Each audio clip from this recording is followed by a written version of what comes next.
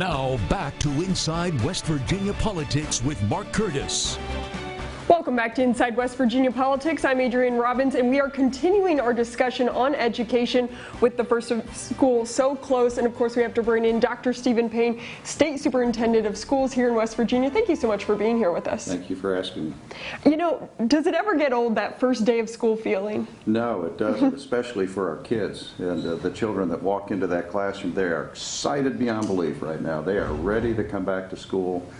And our teachers are so welcoming of them, and I remember those days a long, long time ago, and it's just a great time of the year.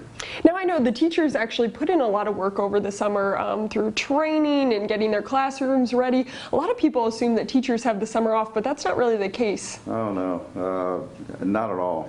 Most teachers work a 200-day contract, but in the summertime, they're learning, as you said, professionally, preparing themselves with content knowledge, new teaching strategies, and very, very important because we have a lot of challenges that face us in public education today. We have kids that are coming from some disadvantaged backgrounds. That number is escalating right now. We call them trauma-affected kids. 52% of our kids in West Virginia have gone through, by definition, some kind of a traumatic experience that potentially can affect the way that they learn. So.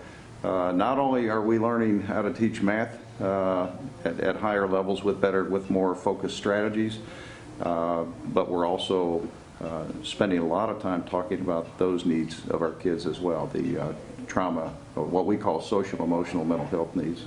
Absolutely, and staying in the same vein of these teachers, obviously there's reported shortages across West Virginia right now. Is that normal? Is that common? It's been common for a good period of time, but it's increasing in the past few years. There has always been a shortage of teachers in our eastern panhandle in Morgan, Berkeley, and Jefferson counties, and some of the counties up there. I don't mean to leave any of them out, but that's due to surrounding states and salary levels and competition and that kind of thing. But generally in West Virginia, I'll use mathematics once again as an example. Algebra 1 classrooms, we have 25% of our classrooms that are taught by non-certified teachers, non-certified math teachers, I should say. They might be certified teachers, but in another content area. Also, 25% of our geometry classrooms are taught by non-certified teachers, and so that's really, really problematic. And you mentioned summer learning for teachers. We are working hard to get those teachers who are willing to tackle that assignment, even though they might not have had the math content. We are doing our best to give them a crash course on the kind of content that they need to teach those kids in those subjects. Obviously, the Department of Education is working on quite a few things. Tell me some of the things that you guys are focusing on going into this next school year.